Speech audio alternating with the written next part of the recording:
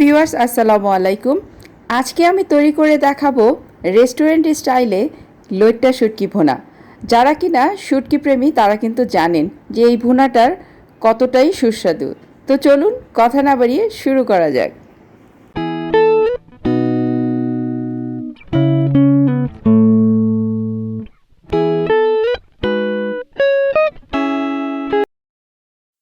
আমি এখানে 1 কাপ পরিমাণ লইট্টা শুটকিকে এভাবে টুকরো টুকরো করে কেটে আধা ঘন্টা গরম পানিতে ভিজিয়ে রেখে এটাকে ভালো করে কচলে ধুয়ে নিয়েছি।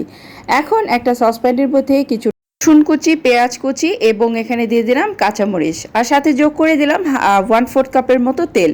এটাকে দিয়ে ভালো মতো একটু ভেজে এর মধ্যে শুটকিগুলো দিয়েও আমি ভালো মতো ভেজে নিব।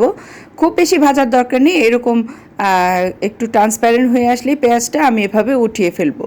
তো আমাদের এটা ভাজা হয়ে গেছে। এখন অন্য আরেকটি কড়াইতে আমি আরও 1/4 কাপের মতো তেল দিয়ে দিলাম, সাথে দিয়ে দিলাম 1 কাপ পরিমাণ পেঁয়াজ কুচি এবং এটাকেও আমি ভালো করে একটু ভালো করে ভেজে নেব। সাথে যোগ করে দিচ্ছি শুকনো মরিচ, এটা আপনি ঝাল অনুপাতে দিতে পারেন।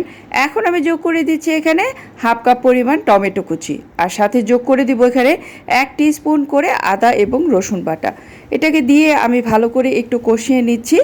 আর খেয়াল রাখতে হবে এই পর্যায়ে আমাদের জালটা কিন্তু মিডিয়ামে থাকবে। আর এখন আমি এখানে 1/2 টিস্পুন হলুদের গুঁড়ো, 1/2 টিস্পুন ধনের গুঁড়ো, স্বাদ অনুপাতে লবণ এবং 1 টেবিল চামচের মতো মরিচের গুঁড়োটা দিয়ে দিচ্ছি। দিয়ে এটার মধ্যে হালকা একটু পানি দিয়ে দিব, কারণ যাতে মশলাটা না পুড়ে যায়। তো এই পর্যায়ে আমাদের মশলাটা কিন্তু কষে এসেছে। এখন আমার সেই ভেজে রাখা লইট্টা শুটকিগুলো এটার সাথে আমি ভালো করে মিলিয়ে দিব। দিয়ে এটাকেও আমি 2-1 মিনিট ভালো করে এভাবে কষিয়ে নিচ্ছি। ঠিক এইভাবে দেখুন।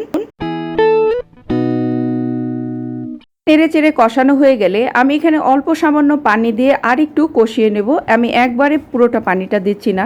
এটাকে যতটা কষিয়ে কষিয়ে রান্না করবেন ততটাই কিন্তু এই লইট্টা শুটকির ভুনাটা টেস্টি হবে। তো এই পর্যায়ে আমি এখন 1 কাপ পরিমাণ পানিটা দিয়ে এটাকে আমি ঢেকে দিয়ে আমি রান্না করব মিডিয়াম আঁচে। ফিরে আসছি এটা ঝোলটা শুকিয়ে আসার পর। তো এই যে দেখুন, আমার কিন্তু এটা অলমোস্ট ঝোলটা শুকিয়ে এসেছে। এখন আমি এখানে কিছু কাঁচামরিচ দিলাম এটা ফ্লেভারের জন্য। তো দেখুন, এটাকে আমি কিছুক্ষণ এখন ঢাকনা ছাড়াই রান্না করতে করতে এটা কিন্তু বেশ খানিকটাই শুকিয়ে এসেছে। আমি এখন জালটা নিয়ে দিব। আর এ পর্যায়ে আপনারা চাইলে এই মাছের টুকরোগুলোকে একটু আধা ভাঙা করে দিতে পারেন। আমি এরকম আস্তে আস্তে গোটা গোটাই রাখবো, সেই কারণে বেশি ভেঙে দিচ্ছি না। তো তৈরি হয়ে গেল আমাদের মজাদার এই লইট্টা শুটকি ভুনা। আশা করি আমার এই লইট্টা শুটকির ভুনা রেসিপিটা আপনাদের অনেক ভালো লেগেছে। ভালো লাগলে অবশ্যই একটি লাইক করবেন এবং আমার চ্যানেলটিকে সাবস্ক্রাইব করে আমাকে আরও উৎসাহিত করবেন। তো দেখা হচ্ছে নেক্সট ভিডিওতে। সে পর্যন্ত সবাই ভালো থাকুন। আল্লাহ হাফেজ।